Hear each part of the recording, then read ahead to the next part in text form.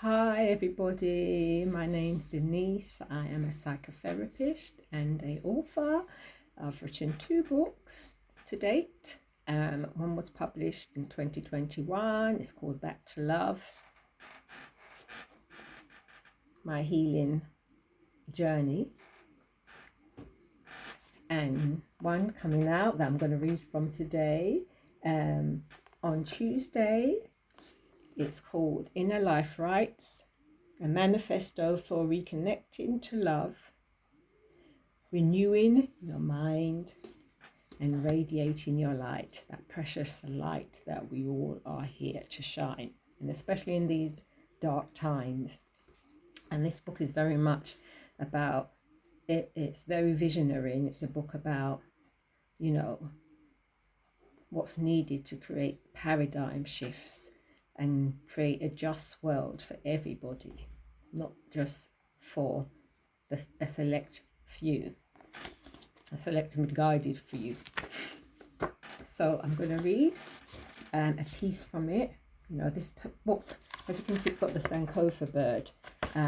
This book is very much about looking at what is meant by personal and collective responsibility as we move forth in these times and as we move forth in our lives.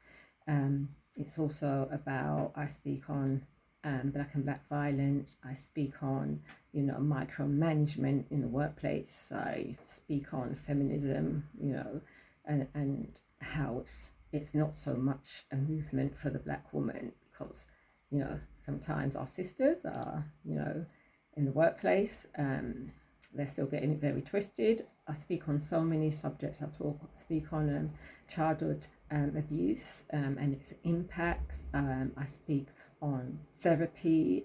I speak on so many things. Buy the book and see. It's a combination of poems, essays, I call them hersays, and reflections from, the inner world, from, the voice of intuition, that for us to hear, we need to sit down and be quiet and listen. And this world is so noisy, trying to distract us and trying to control our minds. But this is about freeing it and creating a just society and about healing ourselves and the world.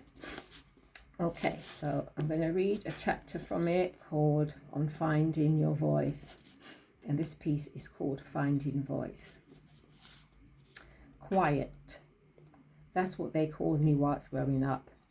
Quiet and shy with an ever-ready plastered-on smile from the outside. Inside, I was quietly terrified.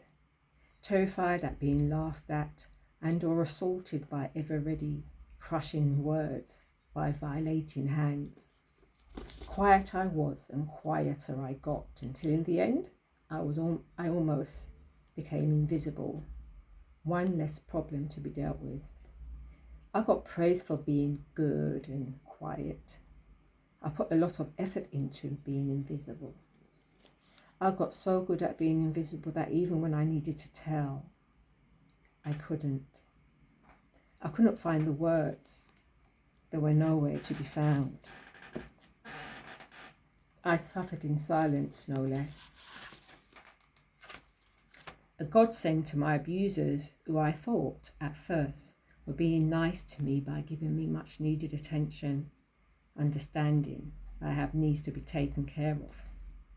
Everything became so mixed up, so inside out. I grew up and left childhood feeling like I was never raised but drowned instead, feeling tricked and cheated, yet expected to get on with it, with the business of being adult, when all I felt inside was little, pretending to be good, pretending to be big and unaffected by all that had passed. I guess sooner or later that shit was going to hit the fan. It blows my mind that people don't get this, that they aren't able or willing to do the simple mathematics and understand that it's either I'm going to take the unfinished business and unlearned lessons of childhood out on me and or somebody else. Either way, recreating and repeating the history of pain. Except the buck stopped with me, not accidentally, but by choice. By by a choice I made just before I became a mother, therefore automatically a teacher. Back then I promised myself to make a difference, a promise that continues today, but a promise that is also lifelong work, as the damage done was so deeply set that undoing it initially felt like I was hurting myself.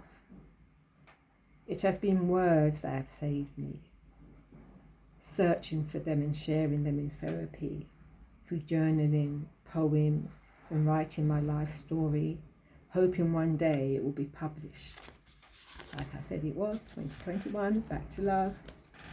This book is, sorry, I'm just say a little bit now. This book is part 2 in the series of Back to Love. There's going to be a part 3. Continuing. I love words. They help me to have my say. No, I love words. They help me to have a say, to have my say, to not be quiet about the things that, like cancer, if left untreated, can kill individuals, families, communities, nations. We are all affected by injustice, wherever it is taking place. It blows my mind that people don't understand this and feign shock, horror, surprise when we read about another mindless killing of innocent lives in the papers. There is a relationship between past and present, between cause and effect. There is no denying this. A seed is sown to avenge and or revenge when someone has been done wrong. It must be worked out somehow and try to be made undone. So as long as I am here, I will have my say, in the hope that somewhere those once silent words, the quiet storm that I was, will make a difference, like how a pebble thrown into a pond makes ripples. It is also my hope that the little difference I can make will go a very long way for the greater good.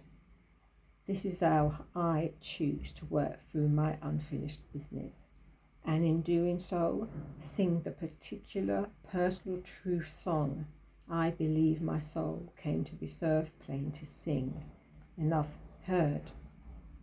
A sweet singing bird, uncaged. So that's just a piece from this wonderful book. Yeah, that is going to be released next Tuesday, and is available on Amazon pre-order, and you can also purchase it from other book selling outlets, major and minor, and or just Google my name, Denise James, and you'll find a lot of information on my books, on my works, on my blog, on my practice as a psychotherapist, and much more. Thanks for taking the time to listen to this. I am recording this on bank holiday weekend, Easter. Wishing you all great renewal, in this season of spring, and of releasing the old and new beginnings.